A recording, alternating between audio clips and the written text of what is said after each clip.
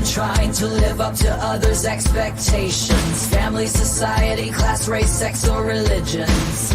It's time to break free from the isms that make us feel like we're in prison. I'm ready to be unleashed as fuck. I'm ready to be unleashed as fuck. Tired of the madness, done with the sadness. Gonna break free and be unleashed. Hello, and I'm Deidre Beecham, the Visibility Catalyst and recovering nice girl. And I'm Jenny Badig, the Inner Space Engineer, and welcome everyone to Unleashed AF, the podcast where we help you own your greatness and unleash your authentic self. Yes, and today our topic is from stuck to unstuck, real life stories of mental transformation. It's also going to talk a little bit about the dark side of transformation. Before we dive in, because there is a dark side. There's a dark side. We were talking ahead of time, we like to romanticize, ever evolving and growth, but there is a dark side to it. We're going to dive into that today. A little bit about each of us. I work with soulful women to annihilate their nice girl training. Yes, speak with power and get shit done. And as an inner space engineer, drawing on my background as human factors engineer and a hypnotherapist, I help rewire your mindset so that you can unlock your true potential. And as always, we love hearing from you guys. So drop your thoughts or questions in the chat as you're watching the video or the comments, and let's make it a dynamic interaction. If you have a topic or question for us, you can go to our website, unleashedafpodcast.com, and go to the page WWJDD, which is What Would Jenny and Deidre Do? Or you can even go to that website and apply to be a guest on our show if you have something that you'd like to share with our audience. So awesome. Now let's get into it. So, one of the things that Jenny brought up last week, and this was in the after show, and I thought it was very valid. Her concern was, and I appreciated this, that we weren't tying in what we were talking about enough into the title of the program. So I want to talk about very briefly about why we're having this topic for today. So Unleashed AF, we want to make sure that we're always giving you things to help you to get unleashed, to make sure that you are stepping into the greatest possible, highest level of yourself that you can on any given day. And in this case, we thought it'd be really great to talk about, yes, there are real life things, we're going to share some real life stories of transformation, but we thought that was really interesting is to talk about the dark side, because there is a dark side to transformation, and that in your process, in your day-to-day activities and trying to get unleashed from whatever it is that is keeping you stuck, it's important to know that it's not all fun and games. It's just not all fun and games. Yeah, it's not always a smooth transition. And probably most people have seen graphics that relates to this in some way, shape, or form, where it talks about a growth path is not just like a straight line, everything always improving upwards. It's more like like the heartbeat monitor or something, but the overall trend is upwards. So yeah, we're going to dive into that a little bit today. And let me just say, when you talk about the dark side, of course, you know me, a song pops into my head and I'm like kicking myself. Why didn't I come up with a parody to the dark side? Dark Side of the Moon? Dark side. No, I was thinking. Oh, I thought you were talking about the Dark Side of the Moon. Okay. Yeah. Oh, that would have been another one, but that was the one that popped into my head. Anyway, that's what happens to me. It's a special. So one of the things that we both talked about last week, I think one of the first things that popped up into our heads when we were talking about this week's episode was about how it's very easy to lose people along the way. Mm-hmm. And I know we've probably both lost people, Jenny, and of course everybody that I know that has been on a transformational journey, you lose people. My goodness, my phone is not off. That's crazy talk. Let's go ahead and fix that. That's crazy. But I know that for myself, the greatest story that I have of losing people along the way of your transformational path is when I had come out of the closet. and I was leaving. I was going to leave my husband. We were going to get separated. Well, I think we were already separated at the time, and I started dating who is now my wife. But at the time, we were just dating, and I was separated from my husband, and uh, I had, because I was still caught up in a lot of my wanting to look good. That's all part of that nice girl training. Very people pleasing and all the things. And in order to make myself look good, I lied about something stupid. I did. It was stupid. It was a stupid thing that I lied about to my girlfriend at the time, and she found out that I had lied. Ruh-roh. This was a huge trigger for her. I didn't think it was any big deal because it wasn't a big lie. And it's just where I was in my development at the time. And it was a huge deal for her because it was one of her triggers for somebody to lie to her. And even though I didn't think it was a big deal, it was a huge deal for her. It was so huge that she wanted to break up. And so my solution was to show her how sincere I was by coming out on Facebook and letting everybody know that I had done something really stupid and had lied to this person who was the love of my life. And I didn't know what else to do. And I just watched people just disappear like all day long. Like I'd had like 3,000 people. I'm just taking a stab in the dark. I don't know exactly how many people were. Let's say I had 3,000 people, and then I had 2,700, and then I had 2,500. Like people just disappearing. So yeah, you can lose people along the way as you grow. That's a kind of a obnoxious, loud example of how you can do that. But there's certainly other examples. I'm sure you have examples of having lost people along the way. Absolutely. Yeah. And I didn't do something quite as grand as announcing something on Facebook. Crazy.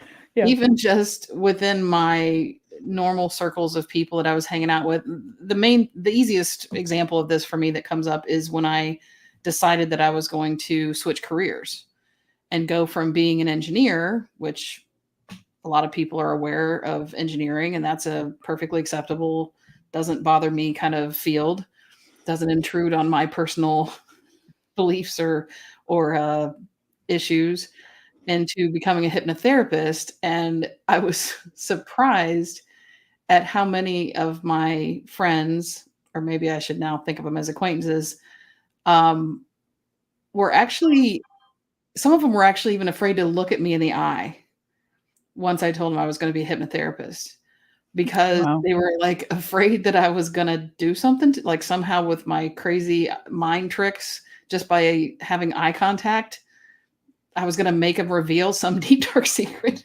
I'm like, no, we're at a bar at happy hour. Like, I'm not even on the clock right now. But yeah, I mean, they started to pull away. And that was probably the most public way, was just, being out and about and people going, oh, and kind of like, as soon as I told them what I was doing, they're like, where else can I look? I want to look at you. Are you going to read my mind now? Yeah. Right. Which is really, it was definitely something that was a process of growth for me, to move from being an engineer and then becoming a hypnotherapist in several different ways. That was a growth thing for me. And the issue on their side, I think, was just not understanding, lack of education about what that really was, what I would really be doing. And in your case, I'm sure people that were dropping off, in terms of people that were followers or friends of yours, there's a bit of lack of education there too, that involves fears of, oh, wait, what does this mean for me? So that can definitely happen. If they're not raising at the same level, then they'll probably fall off. Yeah. And that can happen with, there was this great example when I was teaching sales, and my boss would draw on the board. He'd draw all these stick figures, right? So he had all these stick figures on one side of the board, And then he was talking about, hey, if you want to get away from this group and you try to cross over the line that everybody else is kind of hanging out behind, if you're trying to cross over this line, as soon as you do, people try to grab you and pull you back, like, don't come over there. That's that's scary over there. Because they don't have the fortitude to cross over that line. And when you do, it makes it uncomfortable for them. Yep. Because then they can see themselves not doing what you're doing. And so that can be another way of experiencing a loss. Another one, and we had written 10, so we're going to go through these fairly quickly. We may dive into them a little bit more in the after show, but number 2 that I have on here is identity crisis. I know for myself, when I got deeper into my healing journey, and I had done this, in the middle of this 27-month experience that we've talked about before, I wanted to take off my mask, my people-pleasing mask. I wanted to take it off and just be myself. And I took it off and I didn't know who I was. Didn't recognize yourself in the mirror. I didn't know how to be. And that's okay. That's okay. It is a really scary, different thing. I was in my 50s taking off this mask, this people-pleasing mask, and trying to get away from my nice girl training. And I had to relearn how to just be myself. I was so conditioned into being this people-pleasing, appeasing person with very little backbone, which I know is kind of, when people know me, they're like, really? But yeah. And then figure out who I am. So you can potentially have a little bit of an identity crisis, especially when other people are trying to pull you back, and you're like, no, but this is who I am. They're like, no, you're not. Somebody else. Have you experienced that with yourself or with some of your clients? Yeah, well, yeah, there's certainly stories from clients where they've experienced things like that. The one thing that just popped up in my mind for me personally was, I remember a lot of people, when I first made my transition from engineer to hypnotherapy, so many people would reach out to me over the next months, maybe even up to a year, like, are you sure you're happy doing that? You could come back, you could come back and work as an engineer. We can get you a job. Are you sure you're okay? Do you miss us? And I'm like, no, this is so much more fulfilling. So there was definitely, I felt like the hands reaching out, trying to pull me back over to the dark side, so to speak. The dark side. From my perspective now. And even the idea of, in my case, since it was a career thing, all my life, I'd worked for companies where you just went to the office, did your work during your 8-hour day, went home, you got your paycheck every couple of weeks, and you were good to go. And I was leaving that to go into, holy crap, now I don't get a paycheck unless I can get somebody to come through that door and sit here and let me hypnotize them. Like, whoa, that's a whole different deal. Like, it was scary at first to think. I didn't. What's interesting, and it kind of ties into what you're talking about right now. I had recently come across, I don't know if we talked about this last time or not. I had recently come across that there's 3 different types of people. Like and it ties into role-playing games. If you've played role-playing games, right? An NPC, which is a non-playable character. And so that's your person who, and we've all been there. We've all been NPCs, right? You wake up, you go to work, you have this routine, you come home, you eat dinner, you go to bed, you wake up the next day, and it's a routine. Maybe like when we were growing up, every Friday, no fish, or just fish, sorry. Right. Every Friday, fish, right? So, the anti-Catholic. Right, the anti-Catholic. But, so you had these things that you do all the time, and you don't vary from the routine. It's kind of an NPC. And then you stepped into main character energy. You went, oh, I'm not doing this thing that I've always done. I'm stepping into something different. It's like this main character energy. And then the last level is like creator. Creators, when you're not just stepping out and being the main character, like you're the one creating the main character. You know it's beyond that. But and that kind of goes into our third thing here, and which kind of talked about in the first one, which is loneliness. And I separated this for a reason. I separated it from losing people along the way, because you can also even feel loneliness if you haven't even lost people yet. Mm-hmm. And I know for myself, this came out in with making changes and making adjustments. Sometimes it can be just lonely in this new space, right? You're in this new space and you're thinking this new way, and who else thinks like this? Or who else is experiencing this? And until you start finding your community of people, Mm-hmm. or if you were in a community and that community is not fitting you anymore, it can feel lonely and isolating until you do find a place where you can feel free to share those things about yourself. Right. And Agreed. yeah. Do you have anything else you wanted to add on that one? Just real quick, in Yeah. my story, it was going from I had worked not just in a corporation that had thousands and thousands of employees. I didn't know all of those, but even just on the program I was on, I was around a few hundred people a day, most of which knew me because I did things. I was in leadership, I did training, stuff like that. So most people knew who I was. And then when I left there and went off to just be a solopreneur, it's just me. It's me, myself, and I going to work. So that was Mhm. definitely a big Yeah, shift in terms of that can be very having isolating. coworkers around, people to kind of commiserate with or whatever, and not having any of that. And even Mhm. in my case with hypnotherapy, I typically don't see clients for more than like 3 to 5 sessions, and they're good to go, or they've decided that, that it's not for them, and I'm off to the next client. So I definitely went through a phase of having to adjust to that change. Yeah, absolutely. And this next one is kind of interesting. Emotional turbulence. Ah, I know that for me, this was ties back into the identity crisis aspect. But there were in growing and in leveling up and going into new levels of, and I call them new levels because for me, anytime I break free from an old way of thinking, it feels incredibly empowering, and I call it a new level Mhm.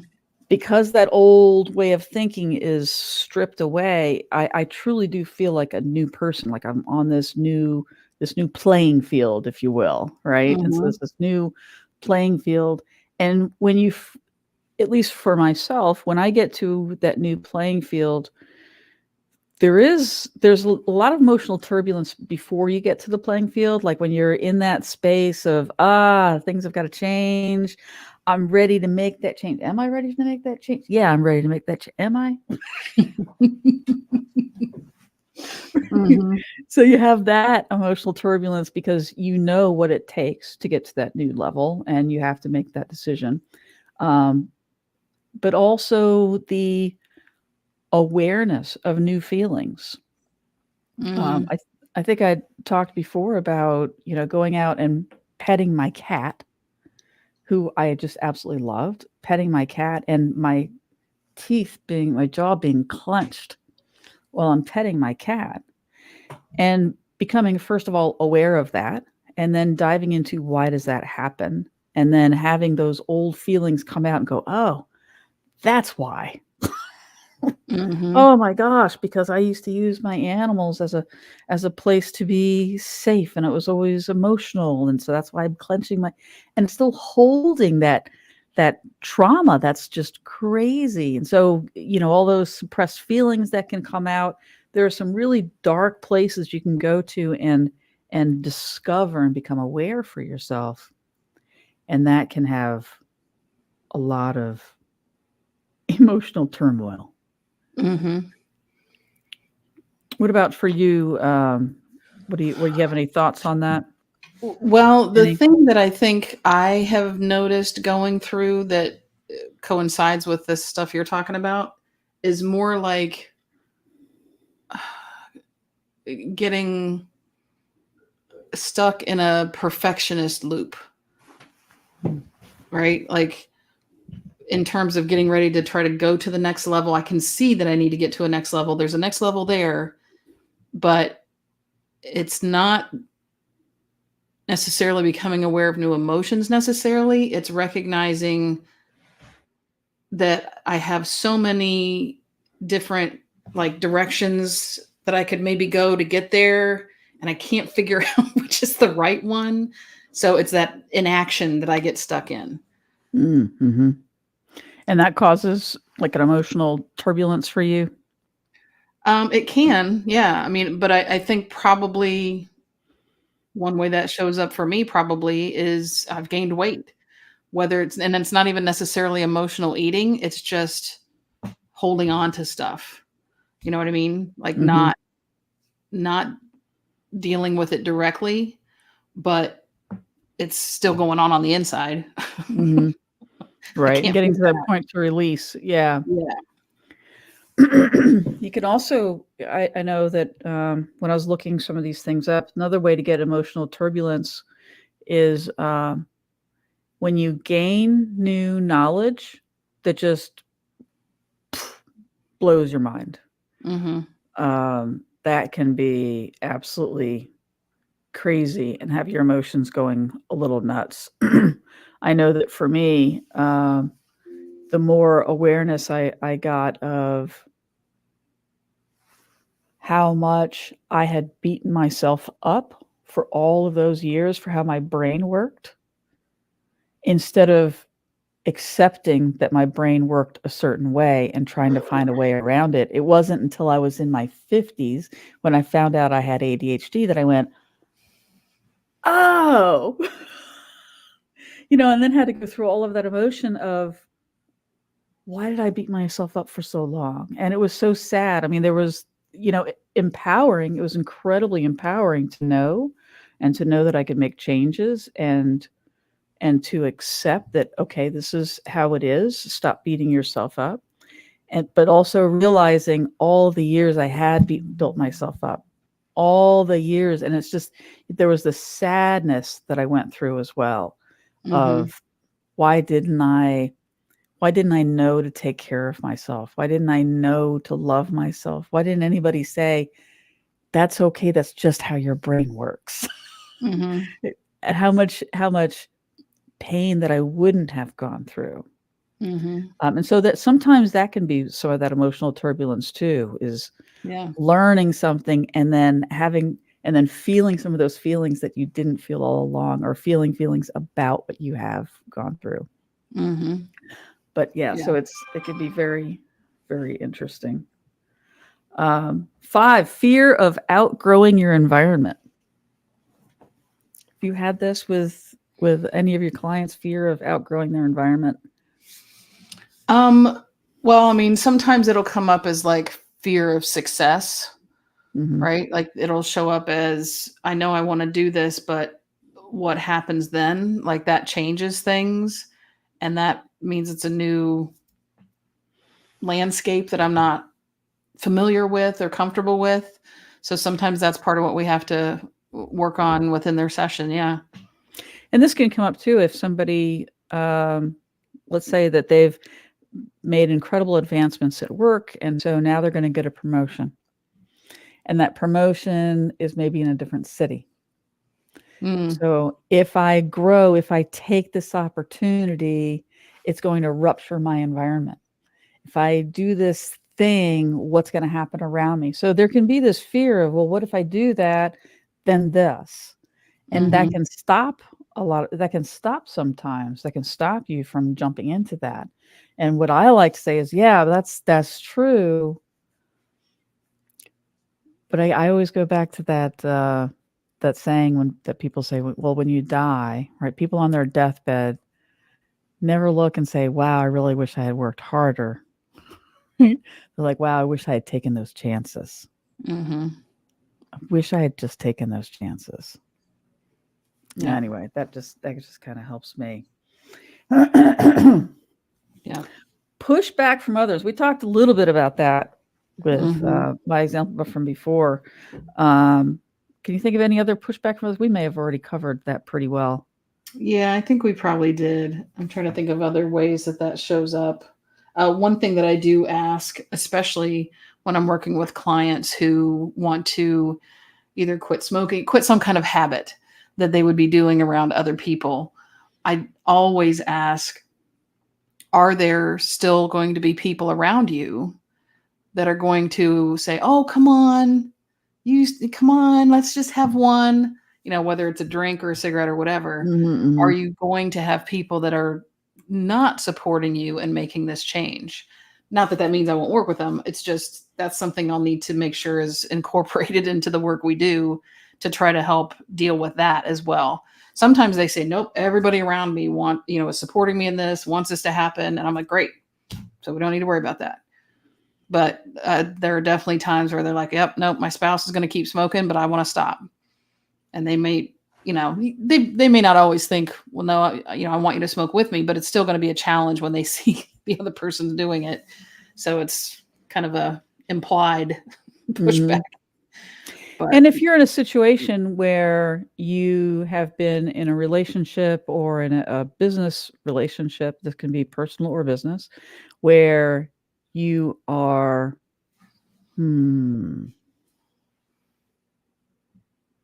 my words suddenly escape me.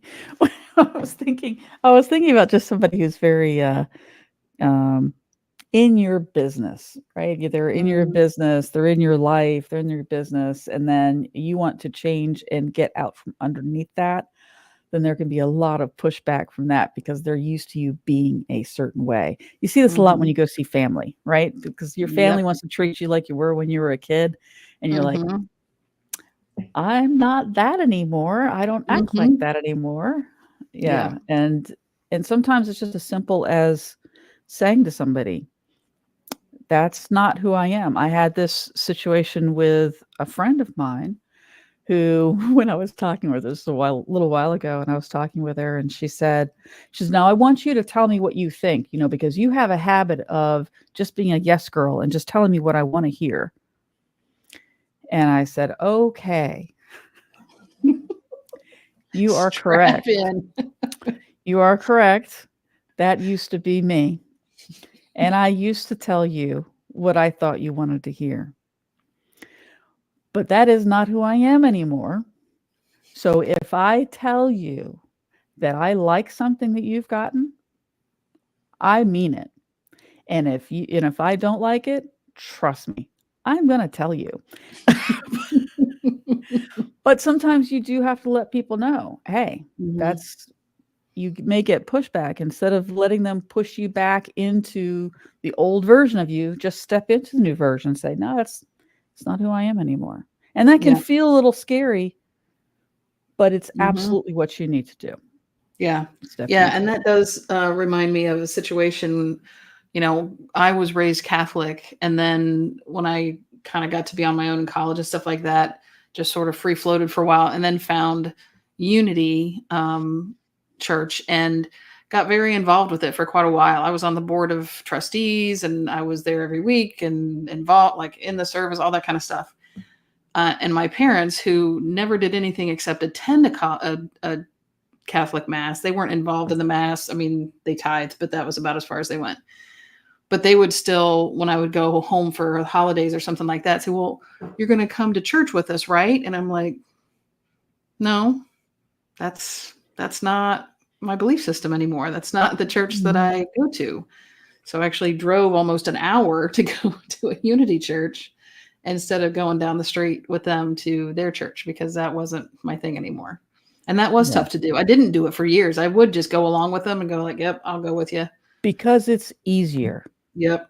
Because it's easier. Yep. And us people pleasers, which, again, I'm a recovering nice girl. Mhm. Mhm. It's very easy to get dragged back into wanting to make people happy and at the sacrifice of making yourself happy. Right. Um, I have the seventh one here, fatigue from growth. Oh my gosh, because it is Mm. a never-ending cycle, which is actually number 9. We'll just link all those in together. Number 7 and number 9 we'll put together. fatigue from growth, because it does feel sometimes like it's never ending. Yeah. It absolutely feels like it's never ending. Like you just get to a certain point. I know for myself, I've gotten to a certain point before, and I'm like, I have arrived finally. And then something comes on and smacks you, and you go, oh, I have not arrived. Shit. Yeah. That wasn't the right stop. That wasn't the right stop.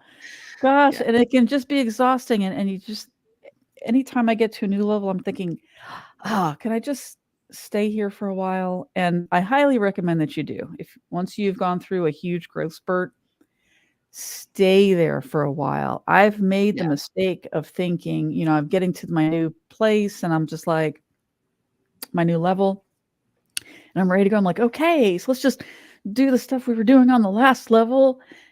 No, like, relax, because you don't know what this new level is like. And let me let me explain what I mean by that. So every time you go to a new level, like all the old stuff that used to trigger you, that maybe doesn't trigger you anymore, but all that old stuff that you think you've gotten over is still going to show up. It still shows Mhm. up.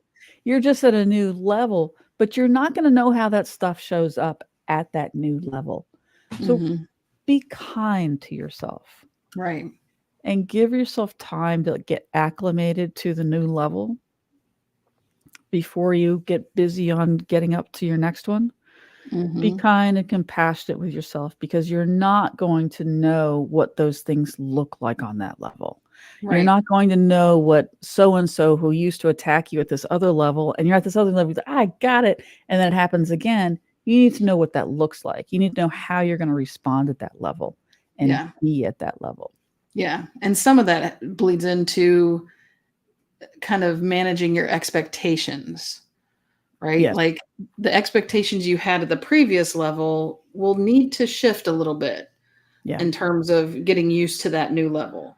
And so this is where the term work-life balance keeps popping into my head. And it's not necessarily career and personal life, because sometimes this growth is all in the personal life area. But it's the work of growing and evolving versus just living experience. It's like you need to be intentional when you're going through, we'll call them growth spurts, I guess. Spiritual or emotional or mental growth spurts. Intentional about honoring when your body needs a break, when you need to kind of just lay low for a while, like you said, get used to the new surroundings, the new level, because it can. I'm trying to get a visual, like clue in on a visual in my head. It's almost like if you're trying to run up a mountain, but the stuff at the top isn't solid yet or something, like you can't run too fast or you're going to just tumble because it's not there yet. Don't know any mountains that really work that way, but that's the visual in my head.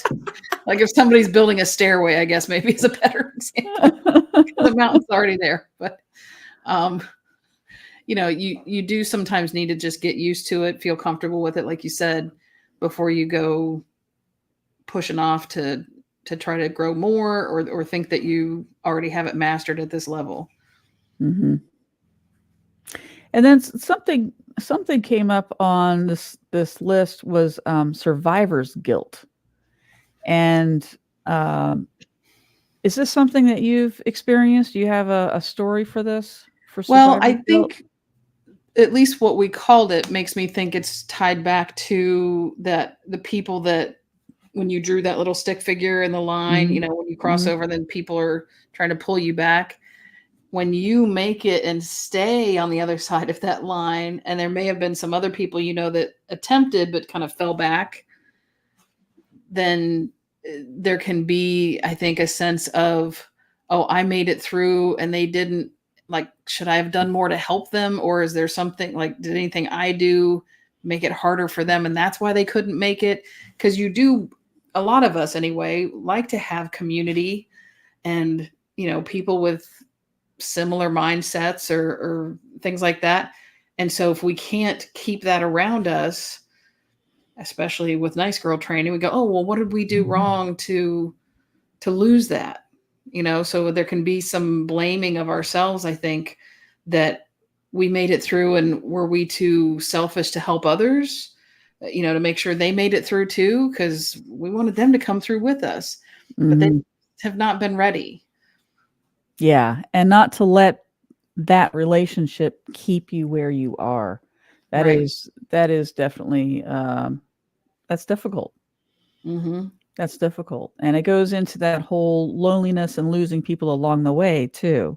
Mm-hmm. Because you are going to lose people. And yeah, sometimes there can be a little guilt with, oh my gosh, I mean, what was so special about me? What was so special about me that these other people couldn't get it? And I'm sitting up here. And sometimes that's just because you are supposed to be the one doing that. You Mm-hmm. are the one that is supposed to be leading and not following. And it's a Right. less comfortable position to be in, but sometimes that's just your destiny. It just Yeah. is. And really, I think, one thing to keep in mind is that as you continue to evolve and go higher, um, there are going to be fewer people at each higher level, and that's in almost every situation where there's different tiers. You very rarely have a lot more people at the top than you do at the bottom because it takes work to get there. Yeah, And exactly. everybody's kind of at their own pace, at their own level, what they can handle, what they are meant to do, what their talents and gifts kind of help them with. And yeah, so you just have to be able to be okay with, this is where I'm meant to be. And it's interesting. We hadn't kind of gotten to this yet, but it keeps coming up for me. Is that we're talking about all of these dark sides of transformation, all these dark components to transforming, and the difficulties in transforming. We are 100% behind you transforming. Absolutely. 100%. And when you're thinking about all of these things, these difficult aspects to it, the darkness that we're talking about, all of these difficult things are never as bad as you think they're going to be. They're always so much bigger. They're always so much bigger. I'll give you a personal example. I recently had to make a decision to just not have a relationship with this person in my life anymore. After 30 years of trying and being the people pleaser and the nice girl, I realized that the lesson, after learning all the lessons about the triggers, because I realized that the triggers that I was hearing, that it wasn't this person, those were things that I could learn about myself. If this person triggered me, why? What is going inside of me that is unhealed that I need to fix? And once I did all of that, I was still going back to the trigger. And when I realized the the last lesson I needed to learn was to not allow myself to be in that person's presence anymore. And that was terrifying. There were a lot of implications to that. There were a lot of losses that I had to count as a part of that decision. And it was a scary thing. It was a scary thing saying no. It was a scary thing saying, I'm not going to do this anymore. I love you, and I'm not going to do this anymore. Mm-hmm. And I'm doing this because I love myself. And I can love you as long as we don't see each other. I can love you. And that's where I want to be. I'm not willing to compromise myself for somebody else. And that can be a very, very scary, scary place to be, to think about that. But once you make the decision, that's the thing that's been so crazy to me, is when I did it, it was scary. And when I said it again, it was a little less scary. And then the next time I went out and I went to do something, I had all the power that I had gotten back from saying, no, I'm not doing this anymore. I didn't realize just how much of my energy was being depleted all the time. And so the light part of that was on the other side of that decision is so beautiful. It's kind of Yeah. like jumping off a high dive the first time. You're standing at the top of that high dive, and it's terrifying. And then when you land in the water and you get out, and you see the kids go, "I'm going again." Right. Yep. Yeah, Exactly. it's never as scary Yeah. as And you think it's gonna especially I be. think when it's a situation with someone who is family or has you've been close to for a long time, when Yeah, you make friendship. that Mhm. realization that, man, that interaction or that relationship is just not working for me and I need to put up some boundaries. Doesn't mean anything negative has to happen to that other person. You just need to remove yourself because you recognize it's not the best thing for you. And so that, there's definitely the whole process. Even parts of the grieving process, I'm sure, are part of that change and transition. But just like with the grief process, it gets lighter on the other side. It can be dark for a while, but you got to go through it. You can't just stew in it.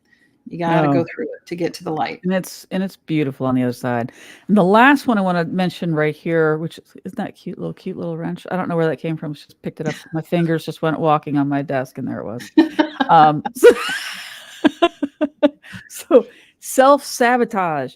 This is so easy, especially if you encounter one of these triggers, you get into a new level and you encounter one of these triggers and you weren't ready for it, or it scares you, or the new thing scares you. And so you self-sabotage your back into being small. Yeah. And that happens so much more often than you would think. Because the changes can seem so scary. It would have been really easy for me to go, wow, you know what? You're right. And I'm going to forgive you one more time. Yeah. And again, it's a matter of taking care of yourself. But self-sabotage is a real thing. It's a real thing to watch out for and to find out, Absolutely. why is it that you're self-sabotaging? What is it that you're really scared of? And I'll bet you there's something inside of you that you're feeling ashamed of. Yeah. That someone else has made you feel shame for, and so you shame yourself, and that's what's sitting there. Yeah. There's an entire protocol that I plan to use with every client that I work with that is specifically about trying to address any subconscious self-sabotage. So sometimes we're aware of the fact that we're sabotaging ourselves. Other times we're not even aware of it. It's something Mhm. going on behind the curtain that we don't even realize is kind of yanking us in one direction. And that's why it's so hard for us to kind of move forward or make a change or whatever. So, yeah, self sabotage can be. And I used to think, when I first got into hypnotherapy and learned the different protocols, I was like, maybe sometimes that'll be helpful. But man, those regressions, that's really going to clear some shit out. But I'll tell you, the number of times that people have had huge transformations just by being able to recognize, because they did not see it before, the self-sabotage that was going on underneath the covers for them. They're like, holy shit, no wonder. And then they're like, okay, well, I can handle this now. I know what to do now. Mhm. It's And huge. sometimes it can be really hard to see until Oh, somebody yeah. puts up a mirror for you. Yeah, Yep. absolutely. So these are all the dark kind of aspects of growth, of stepping into the new you, to to have a mental transformation. So I don't want to end on all that dark stuff. We got all that dark stuff. There are definitely things that you can do to ensure that when you get into a new level, that when you are growing, that you are keeping yourself from slipping back into these. Which is, one, make sure that you're taking care of yourself. That there's self care going on. I know for myself, I have had a crazy week this morning. This week, I've had a crazy week this morning. I've had a crazy week, and every day I've made sure that I've gotten up and I've had my shake with my lion's mane mushrooms to help my brain. I mean, there are different things that you can take care of yourself every single day so that you can ensure you don't slip in these things. Making sure that you're being grateful every day. If you have just experienced a major transformation, relax. Just stay with it for a little while and enjoy it and figure it out before you try to vomanose up to the next level. Um, and then just be incredibly loving to yourself. Be compassionate with yourself. This is a lifelong journey. Like we were Hmm. saying before, It's never ending. Enjoy the ride. It's okay that it's never ending. I think it's actually rather exciting that every time I get to a new level, I'm like, oh my gosh, it gets better than this. Yeah. Right. Crazy. That's crazy. Yeah. And in addition, the other thing I would tag on to that gratitude every day is acknowledging that you're making progress or acknowledging what accomplishments you've achieved, even if they're little, because it's so much easier to remember the things that didn't go right or that we wish would have been a little better versus, wow, I did this today. And I also did this and I accomplished this. And somebody said this nice to me. And, whether it's, and not everybody realizes that can be part of a gratitude journal as well. Sometimes it's just basic things that you're grateful for and keeping yourself focused on that. But you can also try to find all the little positive, what do people call them instead of? It's called it's a validation of success, validation of experiences. There's that, but I've also heard a term instead of like rain clouds, they're glitter storms or something like that. There's some other term instead of focusing on like the negative crap that happens. Oh, the silver lining. The silver lining. That's one term, yeah. And I've heard some others that are more kind of flashy, I guess, more shiny. But yeah, I mean, just keeping yourself aware of all the things. And that's something that surprises me sometimes with clients too. Just knowing some of their background or what they've overcome in their lives and being able to just sort of remind them of that as they're going through a process in a session, like, man, you've overcome a lot of shit in your life. That's a lot. You should give yourself credit for that. Like, look how strong you are. And in that moment, they're able to see it. But in the day-to-day, just, on the hamster wheel, kind of just making things work as NPCs, they don't see it. So sometimes we have to try to make it an extra effort, I think, to make sure that we pay attention to the positive things and the movements forward and the accomplishments and achievements and all that kind of stuff, just to make sure that we keep more positive on the scale than the stuff that we would worry about or focus on that way. And which is a great lead in to what is going to be on next week's episode, because next week our topic is manifestation and mindset, aligning your thoughts with your desires. And so that's a great lead in, because I was just going to say it's so important that we're thinking about positive things, because what it is that you're thinking about is what you're attracting. So if you're thinking about these negative things, you're also going to be attracting these negative things. So I'm sure we'll dive into that much greater depth in next week's episode. Yeah. But if you enjoyed today's episode, please spread the word, share with your friends, subscribe, share, follow. Don't forget to visit us at unleashedafpodcast.com and go to WWJDD. What would Jenny and Deidre do? To ask your questions, make any comments or suggestions for the show. And of course, if you'd like to be a guest on the show, there is an application there for you as well. And Jenny, what are you going to tell people now? Now I want to remind people. Vote. Yes. That the big, it's such an important election, and it's such an important thing to use the voice that you have in voting to make your voice heard. So we want to encourage everyone to make sure you educate yourselves, make sure you are registered, and to vote. I know early voting stuff, some states it's already started. In Florida, it starts on Monday, in Brevard County anyway, it starts on Monday. And one resource we like to refer people to is the League of Women Voters. They do a good job of giving you education, basically, on the different amendments and other local types of things that will be on your ballot. So you can go to what we have there on the screen, League of Women Voters, lwv.org. And I believe you can find your chapter, I think it's called, or whatever's near to you, region, state, whatever it is, that will give you the more specifics about the types of things that'll be on your ballot.